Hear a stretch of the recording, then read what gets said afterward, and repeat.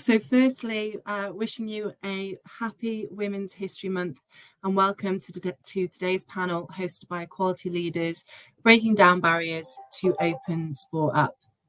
I'm really honoured to have been asked to moderate this really important conversation with change-making women, leaders in sport who are dedicated to creating an even playing field.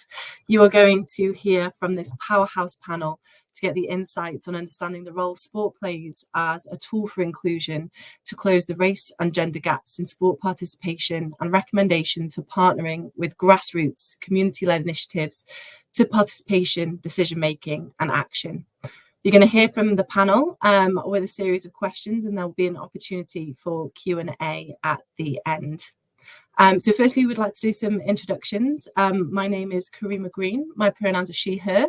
I'm the Global Director of Inclusion and Impact at CSM, and I have been working in the inclusion and impact field now for coming up to 14 years. CSM is a global sport and entertainment agency. We offer our clients end-to-end marketing services, and we bring partnerships to life for brands, rights holders and talent by leveraging our unrivaled relationships and expertise across an industry to create extraordinary live experiences. We're driven by performance. We deliver meaningful, memorable and measurable impact for our clients. For those of you who know the industry, you will be in the know that CSM have recently been acquired by Wasserman, who since 2002 have been powering the business of sport, music and entertainment and culture. Wasserman represents many of the world's most iconic sports and entertainment figures, music artists, brands and properties, empowering them to shape culture and captivate audiences worldwide. And we're really excited about the future. But please, it would be great to hear from the other panelists across today's conversation. So over to you, Zoe. Hello, thank you very much, Karima. So I am Zoe Lingston. I'm the head of inclusion at Newcastle United Football Club. I'm also a trustee and chair of the Independent Advisory Board for Northumberland Football Association and a non-exec director for Home Group. Thank you, Zoe. Courtney, over to you. Yeah, so my name's Courtney Trico. I identify as she, her. I am a current USA Women's Rugby League player. I've been playing rugby league and union for the last 12 years, and I also am the team captain for London Broncos Ladies based in London, and the club captain for Richmond Women, which is based in Southwest London. Thank you. Lindsay. Hello, hi, thanks, Karima.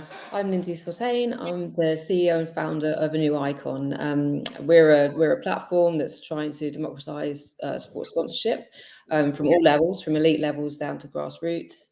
And yeah, we've been on this mission for about 7 years. It's going slowly, but it's going well. Yeah, thanks. Thanks, Lindsay. And last but certainly not least, Zaina. Hi everyone, I'm Zaina. I am a business and technology delivery associate working at Accenture.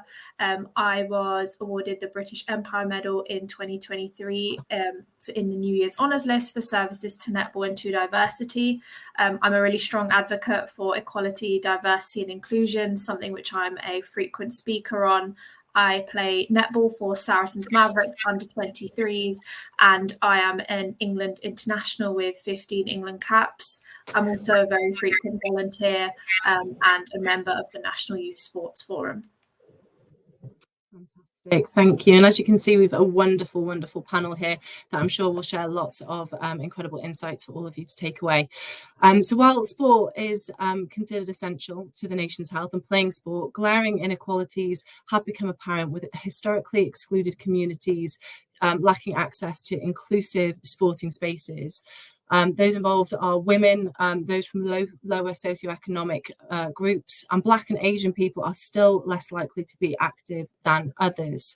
So with that in mind, Zaina, we'd love to hear from you around athletes from different race and ethnic communities have historically been excluded and underrepresented in sports due to access barriers and social inequities, amongst other things. What has been your experience in netball on and off the court? So that's a really great question. I started playing netball at the age of 10. Like most kids, I sort of got into netball during my PE lessons, and shortly after I joined the club. The club was really diverse with lots of girls from different ethnicities, which I've actually noticed continues to be so from a grassroots level. Whilst the club was diverse, those of ethnic background were segregated into different teams. I joined my first Super League franchise when I was 14, and I was the only girl of South Asian heritage there. And I felt very different, I think, from the rest of the group. As time progressed, I felt quite isolated as the recipient of different behaviours from players and coaches towards me as an individual. One coach who directly said to me that I would never fit in. And being that young, it was really, really difficult to hear that. Back in 2019, I went to the England Netball Performance League tournament. And I think despite knowing that I was the sole person of South Asian heritage in my own Super League franchise, I was very shocked to see no others amongst the 600 athletes present across 11 regions of England. At that point, I'd been doing a lot of volunteering and had been doing volunteering for a number of years already, but that was the real kind of trigger for me, and I shifted my focus towards diversity and inclusion in netball, and that over time has actually extended to across all sports, trying to help break down barriers that South Asian youngsters face and try and help change the landscape for the future. I also represented England when I was 16 in the England Nets under-21 squad. This is a variation of netball for anyone who doesn't know what it is. It's played inside a net and the ball is never out of play, so it's really fast-paced. And I was very honoured to be the first player of Pakistani heritage to represent England in any form of netball. Since then, I've been selected for the England mixed squad, but the same barriers still remain in female mainstream netball in the UK. And I try to use the platform that I do have to be a visible role model. Off court, though, I guess through the work that I've tried to do to drive change, there has definitely been a greater acknowledgement of the need for more inclusivity in netball. And that's definitely reflected from a grassroots perspective. However, at elite level, there are still very few players from South Asian heritage. And I think, to my knowledge, there's around 3 or 4 across the entire of England from an under 17, under 19, under 21 and under 23 level. And, despite, I think, at this point, having been part of, the elite pathway for almost 7 years now, I still sometimes feel like I don't belong there. And that's because of the behaviours that I still face. And it is still at this age a really difficult emotion to hold, especially as others, part of the wider netball community, understand that change is needed. Thank you for sharing that with us and sharing your, candid and honest experience as you've progressed through kind of your netball career. With all of those sort of learnings in mind, where do you think sport can serve as that tool for inclusion? And what do you think needs to change to make sports more inclusive so people in the future don't go through the same experiences that you may have had in your early career?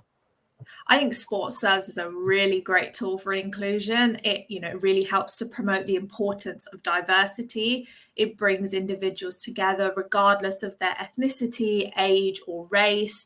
And, also promotes the importance of equal opportunity, basing opportunities to progress and improve on skill and dedication, as opposed to the need for an ally, for example, to progress in the sport. To make sport more inclusive from a netball point of view, and this is something actually that England Netball currently do really well, is promote more understanding of well-being and menstruation and menopause through a program called Netball Her, which I was actually really lucky enough to be a part of the pilot for. I think understanding and breaking the stigmatism around women's health is another really key part to making the sport more inclusive. And England Netball have, been making really great inroads with this at the moment. There is, though, a lack of focus of levelling the playing field, though, from an elite level for South Asian youngsters. We definitely need to see more South Asian coaches, greater education for existing coaches, more independent selection processes, and greater action to drive that needed change with more targets, I think, from the professional body. Thank you, Zina. That's really, really helpful and super insightful from your perspective, especially around netball. So Zoe, to change gears and come to you within the football world, respecting and appreciating our cultural differences helps foster inclusive sporting environments where athletes, coaches, and fans all feel seen and valued regardless of their background. In your view, what role does cultural competency play in the sporting world in order to bridge our differences? Yeah, so it's massively important. I think there's a huge underestimation about that, and I think there's a little bit of confusion because we're not talking about what I would, cultural blindness here, where we say everyone gets treated the same and everybody gets given the same opportunities. That's not what it's about. It's about a purposeful effort that organizations take to understand and train and learn about different backgrounds, different things that people need, and how to actually truly embrace people. Because I think one of the other things is that we see these bold statements all the time. We want to increase diversity, equality, and inclusion within our organization. We want sport to be for all. We want football to be for all. We want to make sure that everybody's welcome. But just focusing on that diversity element is only one part of the journey. So cultural competence comes within that, but actually it's then also understanding how you then matriculate that into your systems, your processes, your procedures, and how you actually help people feel included in that. So it isn't just about, you hear these sort of tokenistic things, okay, cultural competency, we'll just get a prayer room put in because is that enough? But it goes so much deeper than that. It's about understanding the different ways. So in sport, we've seen numerous reports, particularly for young girls going into sport who perhaps have a different style of hair, and understanding that they need to wash their hair different. They might need extra time to be able to do that. We know that there's people who will wear different things that to be able to actually go and play sport, but yet they become the person who's the special case, if you like, even though they're not. This is their everyday life. So we're actually asking people to come in, but we have to make that decision. Are we asking them to come in as who they are as individuals, or are we asking them to leave it at the door? And that's where cultural competency comes into it, because it's about an increased appreciation for others and the value that they can bring as their whole selves, rather than what we expect them to be able to thrive in the sport. And I think when we talk about how organizations can do that, it is about the training, it is about using your expertise, but it's actually about having conversations with individuals as well, and not putting something in place that is okay, we've read this is what you need, so therefore this is what we're going to put in. That's not cultural competency. That's basically just picking something up and then enforcing it on somebody else. So for me, it's hugely important because it creates that sense of, okay, I can come here and I can be myself. I don't have to leave myself at the door. And I've had this conversation with football fans before where they'll say, and I will use prayer as an example. So they might come to the stadium and say, well, I can't go and do that in the middle of a crowd, so I need to be able to find somewhere I can do it. So because I want to teach my family that you don't need to split it in two. You can be a football fan and you can come and observe your religion. And that's really important. I think that not asking people to split themselves in two. I think that's such a great point. And when we were originally prepping for this conversation, we got into a really great discussion around kind of cultural competence and the support, particularly for coaches in grassroots community-led participation sport, right? And providing individuals with awareness around kind of cultural intelligence and marking observations that happens specifically kind of around religious activity. So we're knocking on Ramadan, right? It's expected to start on Monday, which is the month-long fasting for people of Islam. And actually, how are we equipping coaches to be aware of the impact of that on individuals who participate in sports? And advancing their knowledge to ensure that they are providing opportunities in a way that is going to support that community, right? Absolutely. And I think, it is about exactly what you're saying, advancing their opportunity by understanding the different needs, understanding that, as I said before, that sport isn't just what we expect people to fit themselves into. What we want is to bring their their actual whole self background into it, because actually that's what enhances the tapestry of sport and the different parts of sport. So I think it's important. I think Ramadan's a great example. We will see many organizations who will put out things in the same as they do for many awareness days, but actually, what are you doing internally to support people, and what actually are you doing? Because look at the individuals you have in those organizations. They are real life people who are doing this 12 months of a year, every year of their life, not just for one day. And I think, yes, there's absolutely an educational piece, but this is a good opportunity, particularly at grassroots, to show, as I said before, you don't have to separate yourself and your beliefs to be able to participate. And at a grassroots level, it's so important because it isn't just the participant you've got to get on board, it's also the families, so that they feel that their person, their most loved, treasured child can go into sport and be in a psychologically safe environment. And that, I think, leads us on to a really nice next question, which is around, how do we ensure that sports leadership is not only kind of representative of our multicultural communities, but there are also role models for those young aspiring athletes visible? Yeah, it's a difficult one, because you're not only fighting the lack of representation, but you're also looking at the pigeonholing that goes on from a very young age.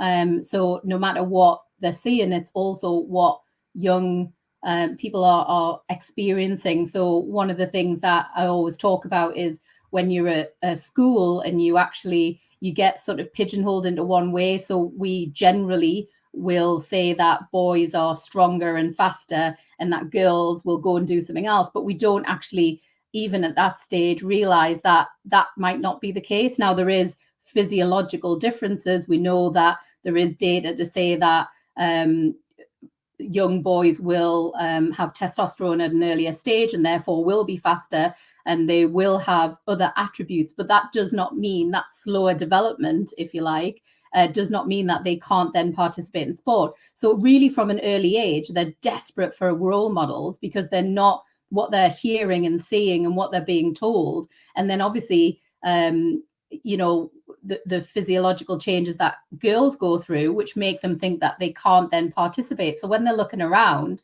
they're very much looking in their own environment. So when it comes to role models, it is difficult because, as I say, there's a lack of representation, but there are some very, very good people who are using their power for good, as I say.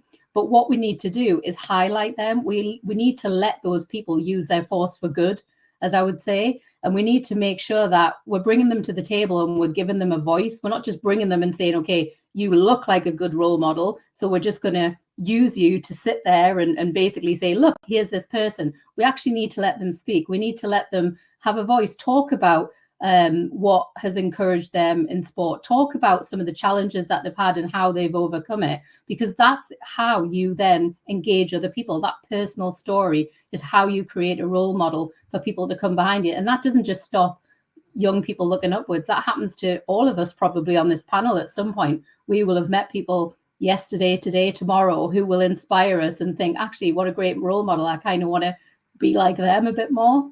And I think the other thing is looking at the brand that you're putting out as an organization, because if you get what you put out. So essentially, if you want to have people look at you and think those role models in whatever industry you're in, or in sport in particular, you've got to create that environment so it doesn't look like you're tokenistically rolling somebody out because you're wanting to create an awareness or you wanting to show something that is different to everyone else, because we've identified a gap here and we need to fill it because we're underrepresented. So I think for me, it comes in different ways. I think it's giving people a voice who are the role models, allowing them to actually speak about their experiences, the good, the bad, and the ugly. And also, I think it's about looking at what you're putting out to people to show that actually you mean this, so that people who are looking for that inspiration can see it. That's brilliant. Thank you, Zoe. And you've inspired me there to ask the panel a question that they might not be ready for, but at the end, I'd love to hear from each of you as to who your role models were throughout kind of growing up and engaging in sport. So we'll come back to that one. Nice closing through the webinar. Lindsay, your mission really is to amplify voices and empower the voices of athletes, fans and brands. I'd love to hear how a new icon is making an impact to ensure athletes are represented at that grassroots level. So it's quite a good segue in from what Zoe was just saying, actually, because that's the idea that we've kind of built the platform on, is that we are, by definition of the athletes representing themselves, allowing that voice and that personality to come through, so that then more people can access sort of, as you say, if you can't see it, you can't be it. And so the idea is that with self-representation, you will be able to get out there and really be who you are. I know many athletes who have to conform and act in certain ways, otherwise they don't get the brand pickup, they don't get the coverage, in particular on the BBC. And so it's really essential that we give more voice, and that's the only way, really, I think, that representation will come through to the grassroots level. I mean, we make sure that when in business that we are putting as much effort into getting sort of sponsorships through ED&I or CSR for the grassroots level as much as we do for our Team GB athletes and beyond. So I think for us, our culture is to put as much effort into each segment of the population, whether it's grassroots or elite. But I think our most important mission is to tell that story and get that storytelling across, really. Thank you. That's been really interesting, and I think that it's great to hear about that storytelling element sort of being a thread throughout all of the conversations today. Where have you seen, Lindsay, a really great example of that coming to life? I think one really good element of that is maybe looking at Jess Ennis and her menopause app. I think that's really benefited quite a lot of athletes. And I was speaking to, it was a male athlete actually that I was speaking to the other day, and he was raving about it, and he was saying, you know, the story is so brilliant, it's really impacting everyone, and people are reposting and resharing because they're really identifying with it, really identifying with that journey that she's been on with that throughout her career, and that sort of genuine storytelling. So I think that's a really good example. Great, thank you ever so much. Courtney, coming over to you now, and you speak really openly about making rugby more accessible to more people. What do you think needs to change in order for this to become a reality? So I think there are a couple of things we need to take into consideration to make this reality happen. And I think we've actually sort of touched on some of these items in the conversations already, which is excellent to see that we're all on the same page on how we change sport and break down barriers. So I think first thing is education. We need to have education around sport available to people from a young age and actually to continue throughout our lives. So it's not just limiting it at your school days. The fact that if you want to then get involved from like a coaching or refereeing perspective, adults need to be able to access this education. But to focus in on the young part, that's, I think, the most important in terms of breaking down the barriers early. If you can get into systems and put in curriculums, I'm focused on rugby, of course, but, rugby has that stereotype of, oh, it's a very masculine sport. Everyone hits really hard. And there's that whole, oh, you play like a girl, you tackle like a girl. Well, if in the education system, we're teaching all sports from an early age, and you remove that, gender part of it, then everyone's playing the sport. There is no playing like a girl versus playing like a boy because everyone's doing it. And it's, taking advantage of education at a young point. When I first started playing rugby, I was in university, and that's when I first found out much about it. Starting early, yes, it gives access to more opportunities to start playing at a younger age, but also just makes people more aware of those opportunities being available regardless of your gender. And then what's important on that is not only then having it in the schools, but then linking with the community and creating that link where the theory then becomes practical. And you see in the world, oh, I can play rugby for a club down the road. How do I apply this? So that's the first thing to make it accessible, because you're then bringing down that sort of see-through curtain that exists around some sports where, you know, you don't realize it's there, but that's one of the stoppers of why someone might not go and pick up a sport like a rugby or a football.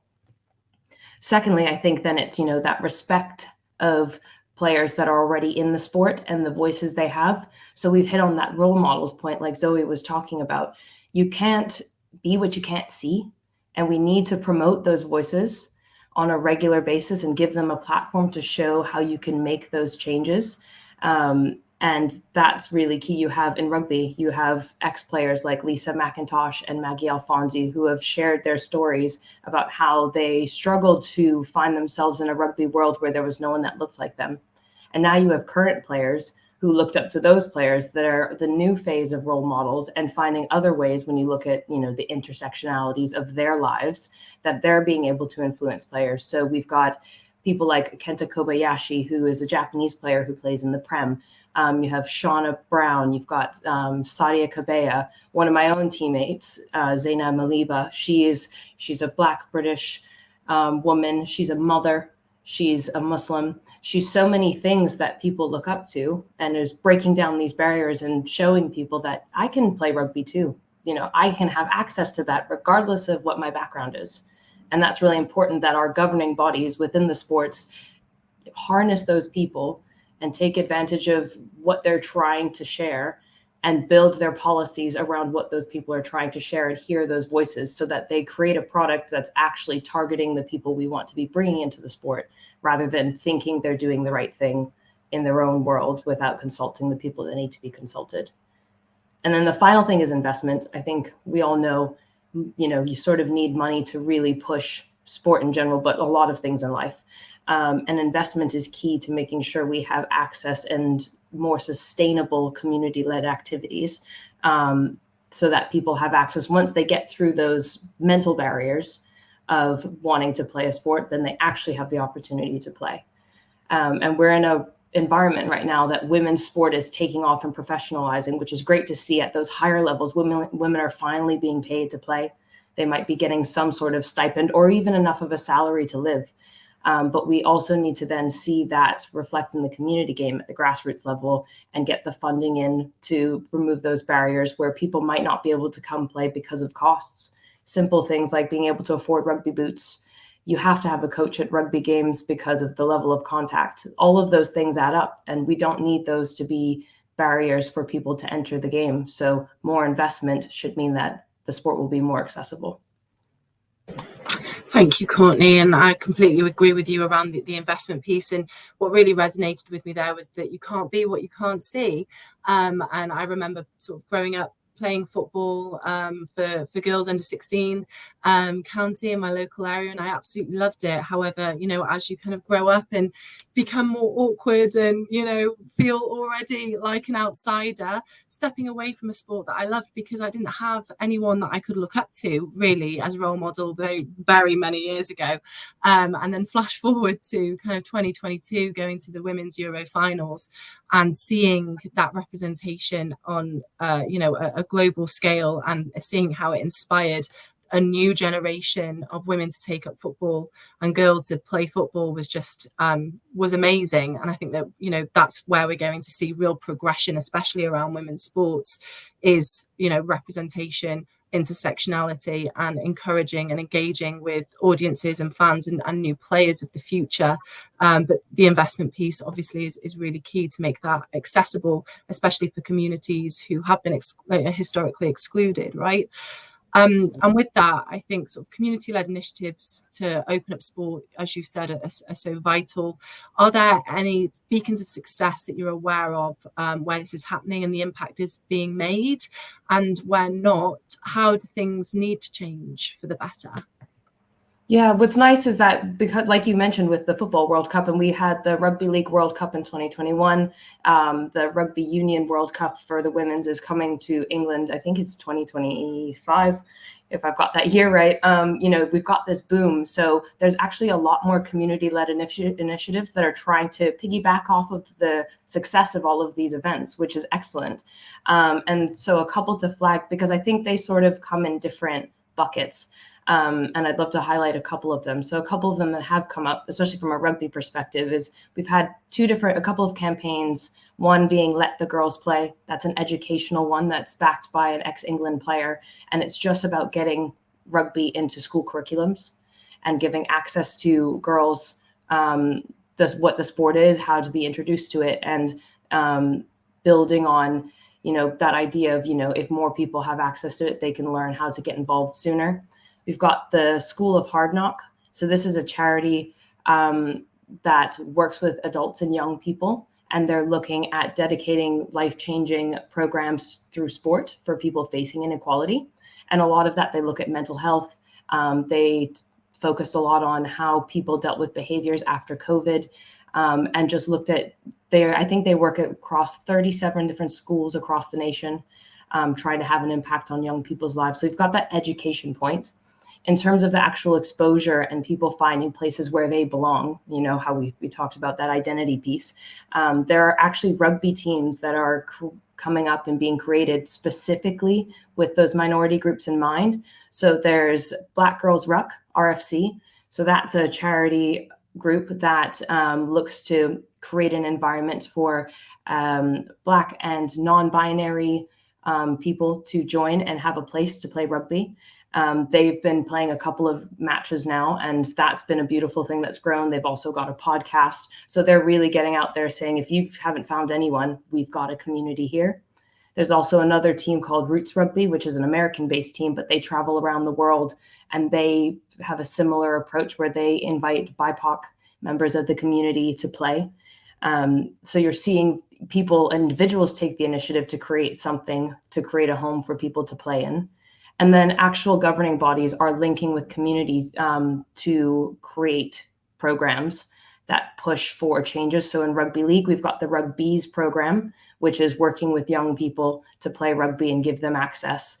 And that's with all of the different community clubs. And even at my own club, at London Broncos, they're going into schools. They're doing free training programs to expose people to rugby league. And you're seeing something similar in rugby union, where we have the Allianz Inner Warrior camps, where it's just, one-off events. You can come and try rugby. It's an introduction, but they've had over 25,000 people participate in these events that have happened over the last few years.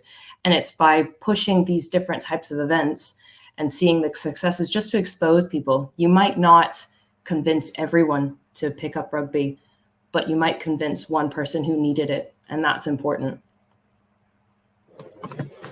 Couldn't agree more, and I love that. Right, I think it's, if you can sort of switch the hearts and minds of just one person, it's a job well done, and it opens up so many opportunities. Zoe, I'm really keen to hear from you. We've had a great question come in from one of the viewers today. As your role as kind of head of inclusion, what are some of the everyday practices that you've adopted to help cultivate a healthy environment when it comes to active allyship? Yeah, so I think the key word there is every day. So when it comes to allyship, there isn't just a one-fit-all kind of thing that you can do. For me, what has proved popular within my different roles is training. So training and actually helping to upskill and empower. And the reason I choose the word empower is to allow people to be able to interact and deal with people from different backgrounds and feel confident in how they talk to them, how they address them, how they deal with things that may come up. And I think the biggest thing is listening as well. So by doing the training and encouraging other people to feel safe enough to talk about their own experiences in their lives and how they might want to identify and how they want to be addressed, or what helps them thrive in the workplace, that to me is the best way of doing it. And listening does form one part of it, but you've also, as I say, got to upskill and empower your people by actually having ongoing training rather than just a one-off kind of, okay, here's your session, remember it all and go away and do it. Because, when I deliver training to people, for example, around the Equality Act, that's a piece of legislation that doesn't tell the whole story. So you have to bring it to life in a way that you're remembering that you're actually dealing with real people here, not just words on a page. Absolutely. And it's something that I kind of often say, which is I love celebrating Women's History Month, but we are women for 12 months of the year in our experience. So yes, celebrate us, during this month, but help us break down those systems of oppression to create equity every day after that, right? So thank you for sharing. That's fascinating. Zaina and Lindsay, I'd love to hear from both of you because I think you touched on it briefly. What can we do to support women with different sportswear, e.g. fully covered or modest wear? And how do we bring awareness across the lines that it's okay to be in a swimming pool if you're fully covered or while attending a fitness class? It'd be great to hear from both of you on that.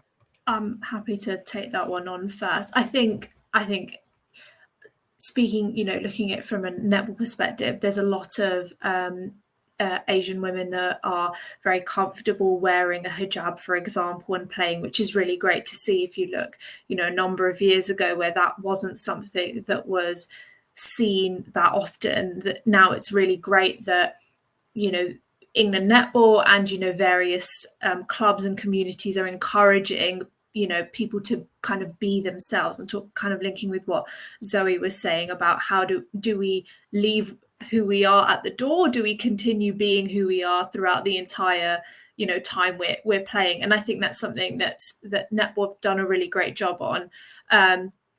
And, for example, when I think Nike were England Netball's kit sponsor, they also came out with a kind of sports hijab as well. So, things like that, having those lines of clothing and kit for people to wear, and having that accessibility for them to buy it is really great.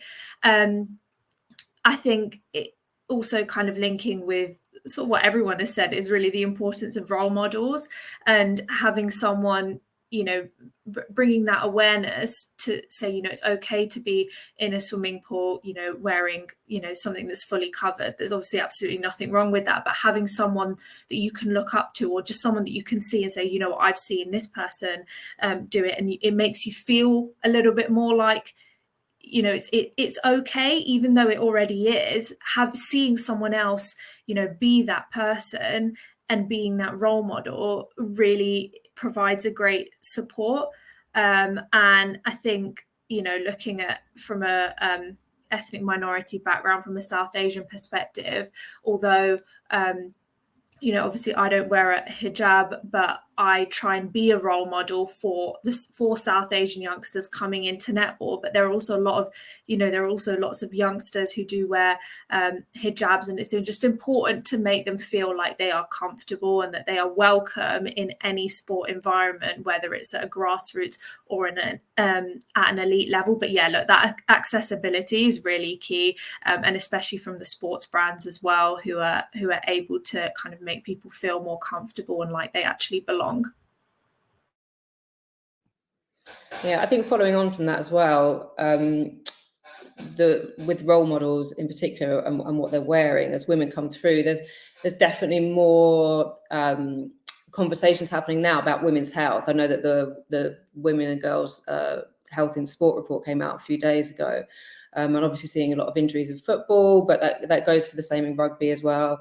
And there's lots of really, really good safety equipment coming out. So a lot of the new sort of brands that we're seeing showing interest in sponsoring are trying to sort of get that awareness of their own new tech that's coming out.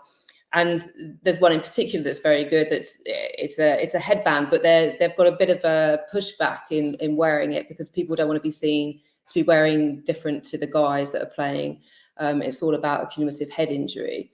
So there's a real good time and space here, I think, as well, for people to be leading in that safety equipment and saying, actually, yeah, women are going to be impacted differently through different injuries, and actually we need to be taking that into consideration now, and people sort of really running through that with wearing the safety equipment from the outset. I liken it to us when we used to didn't wear cycling helmets. It would be unimaginable now, but when I was a kid, obviously we wouldn't be seen dead with one. But I think that's a really important point as well for the women's health.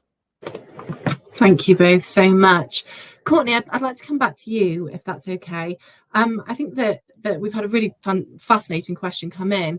Rugby will, like many sports, have quite a high perception that it's very gendered in terms of being a high contact sport, for example.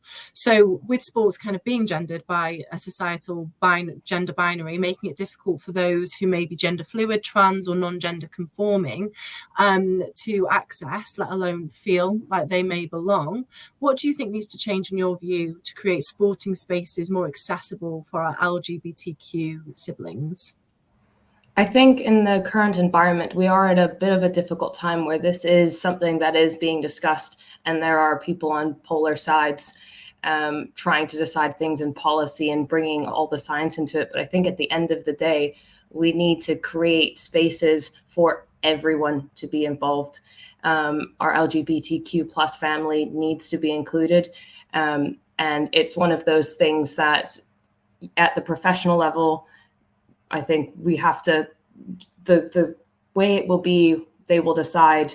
But at the community level, we need to make sure that we are inclusive. And in rugby, we are seeing more being done to create those environments. I think when it comes to the women's side of women's rugby, you do see a lot more fluidity in terms of having an open space. There are local clubs at the grassroots level that they consider them women's plus teams. So they are open to anyone who's non-binary or trans coming down, being a part of it, participating, and being a part of that team. In the men's is where you see a lot more strict and rigid ideas behind that. But what's been beautiful in the way that's come out about that is that we've actually then had gay rugby become a thing. That is something. There are teams that are known for being gay teams, and they are so open and positive, and they send such a beautiful message, and that's triggered teams around the world to create their own teams and actually have their own World Cup. So I think in times of adversity, when we are seeing really challenging conversations happen where people are being put into a box unfairly, people are making the best of it and saying, we will create something else for ourselves, because there's no excuse to keep people out for any reason. And we just need to continue to work together to find the solution to keep inclusive spaces open for everyone in the family. Thanks, Courtney.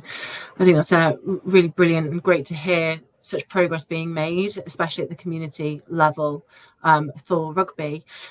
So I'd like to come around to each of you actually and just get some thoughts from you around what businesses should be doing more of in partnerships with sports to meaningfully engage with historically excluded communities. So Lindsay, it'd be great to hear from you first.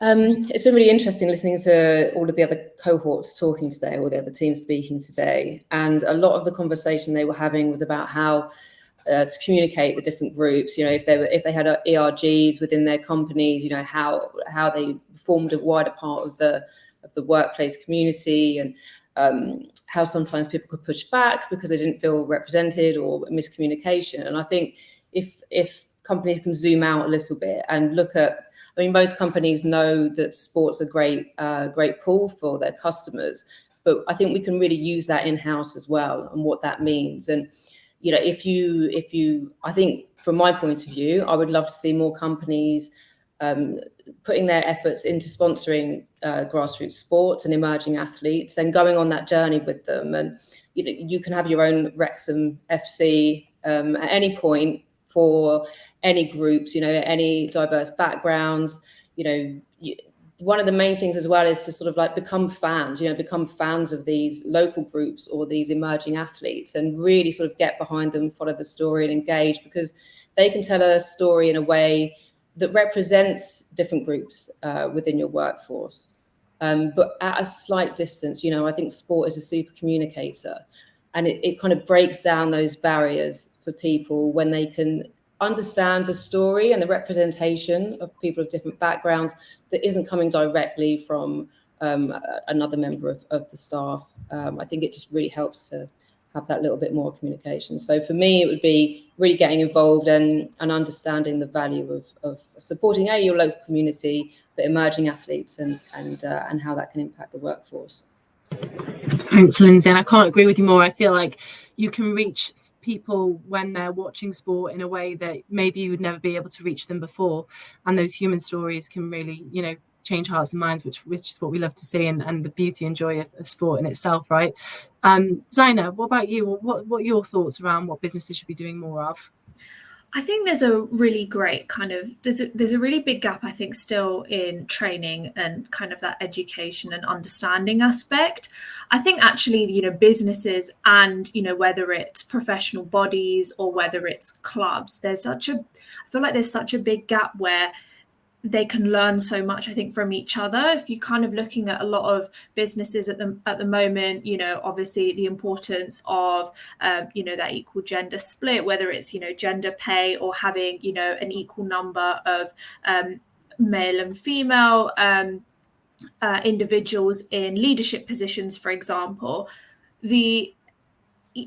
Sports are able to learn a lot from that, and the type of things that these businesses are doing to try and make that a more level playing field and more equal. And actually, likewise, businesses are able to kind of see some of the things that sports are doing from obviously from a sporting perspective, and they're able to then take some of those learnings, some of those ideas, and maybe be able to apply it into their own workplace. I think as well, something that my company has done a lot of is promote the importance and lots of the individuals part of the Black community, and giving them more opportunities for various leadership positions, etc. And taking that as an example. And they also do a lot for the South Asian community as well. But looking at things that those kind of companies are doing can actually help provide ideas and just give some more education and understanding into the importance of that from a sporting perspective.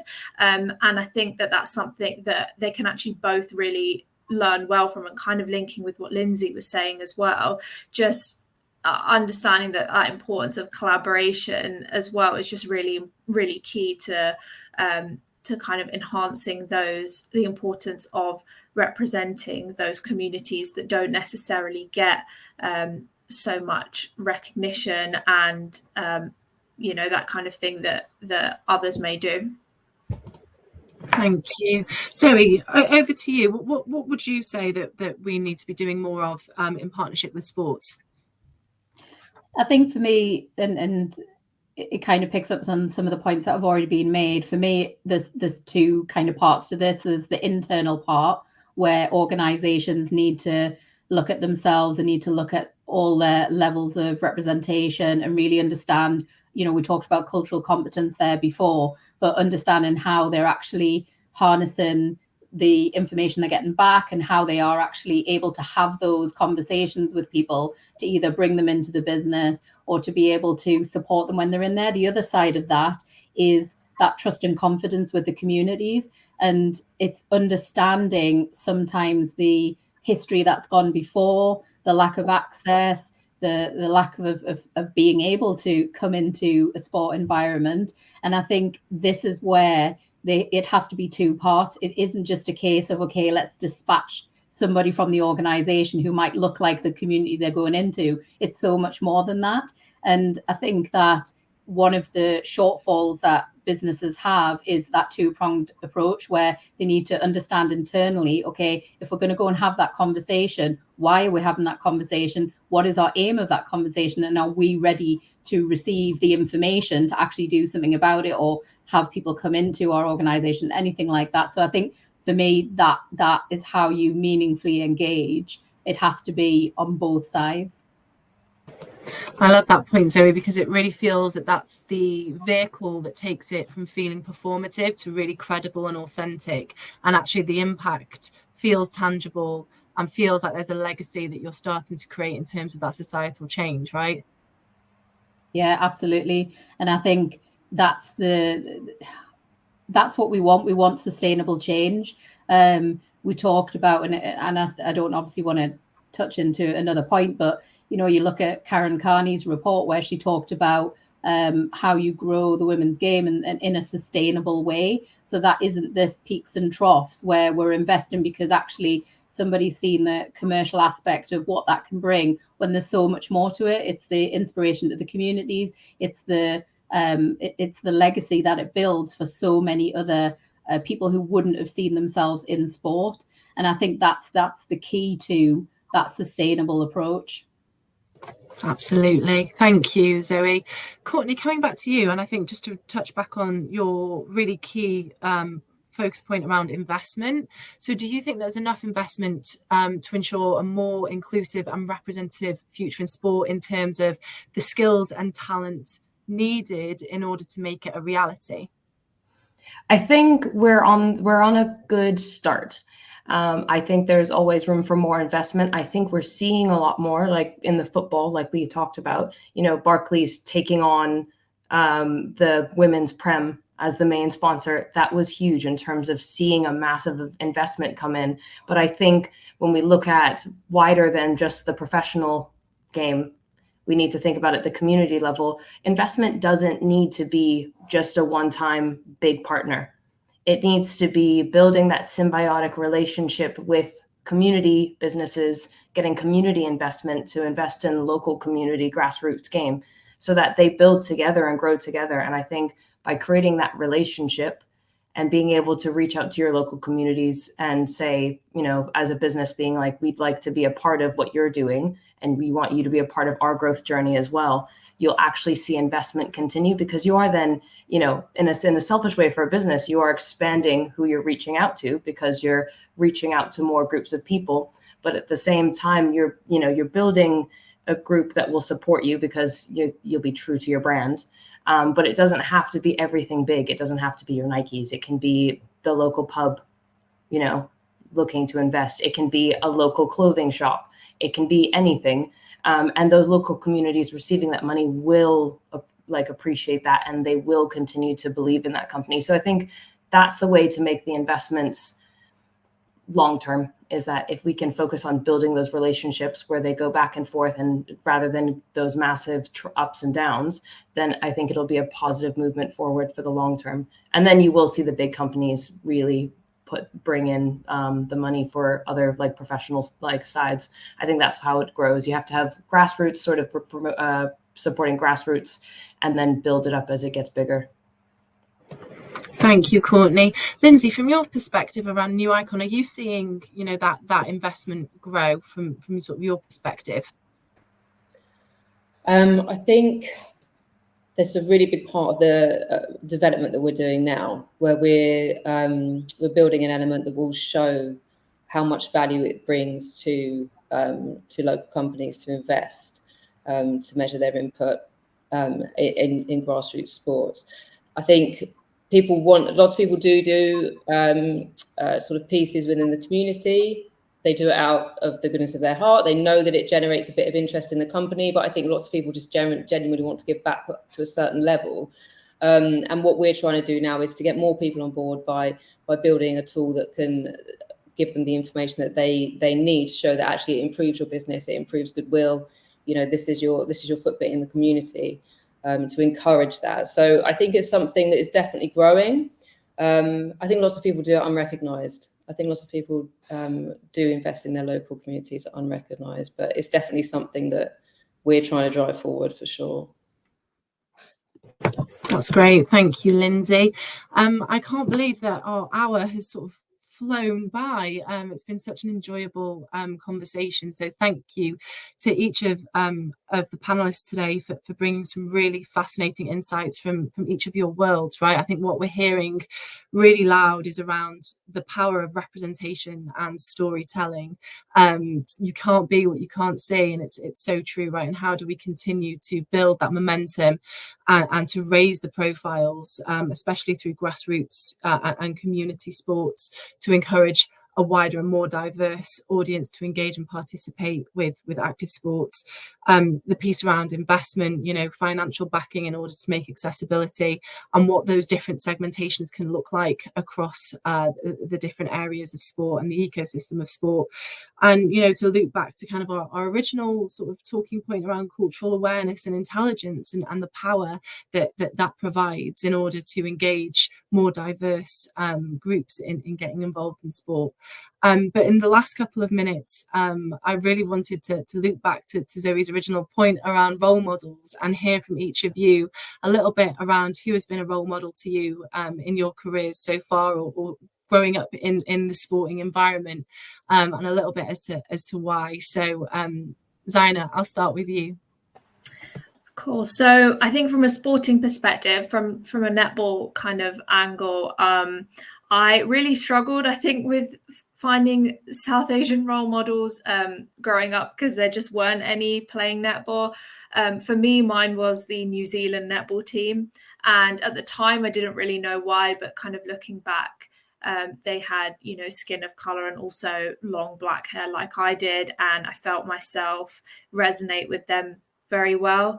I think outside of that, my main role model for sure is my mum. My mum, she's probably one of the most inspirational people in my life. She has struggled a lot, from her own working background and environment, and kind of the way she's handled herself and become who she is today has inspired me to be the person that I am.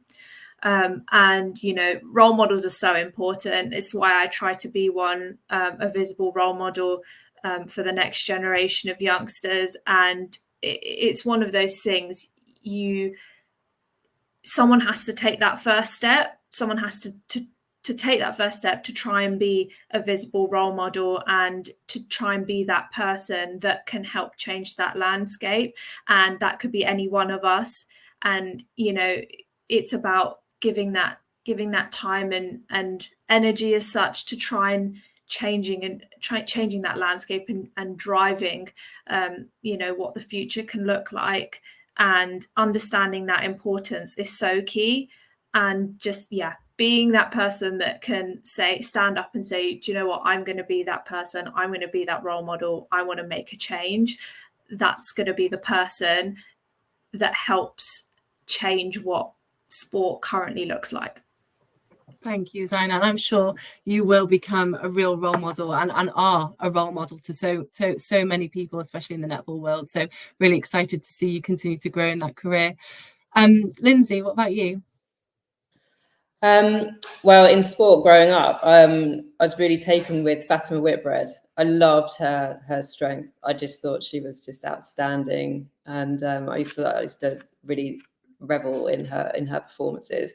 And I can't really not say what Zena said. It's got to be my mom. She was a businesswoman, and that's how I grew up. So it never occurred to me that I couldn't do the same. And I think that blindness has probably served me well, that I didn't ever feel like I was out of place. So it'd definitely be my mum as well, especially as it's Mothering Sunday this weekend. Thank you, Lindsay. Courtney, what about you?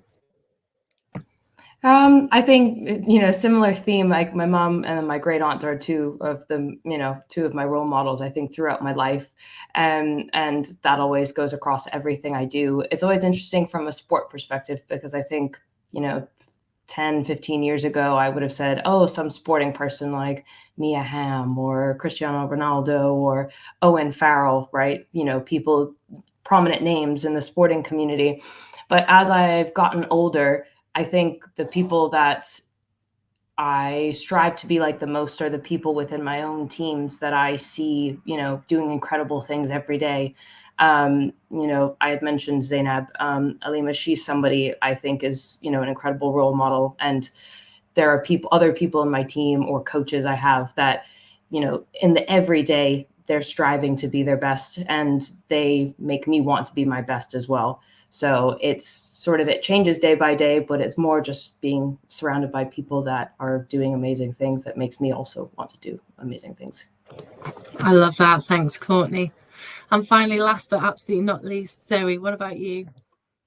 So it's a bit difficult for me because growing up as a South Asian as well, I really struggled to find any role models. I didn't really see anyone like me. I was actually a competitive swimmer, and up until my sister began, I literally was the only person of color. So I had to sort of adapt to the people around me. And I would say that in reality, and what I've come to learn as I'm older, is actually role models aren't necessarily one person. And kind of what Courtney's just said there is the different things that I've been lucky enough and have been surrounded by some amazing people where I've been able to take different traits, different things that I've seen in those people and apply it to myself.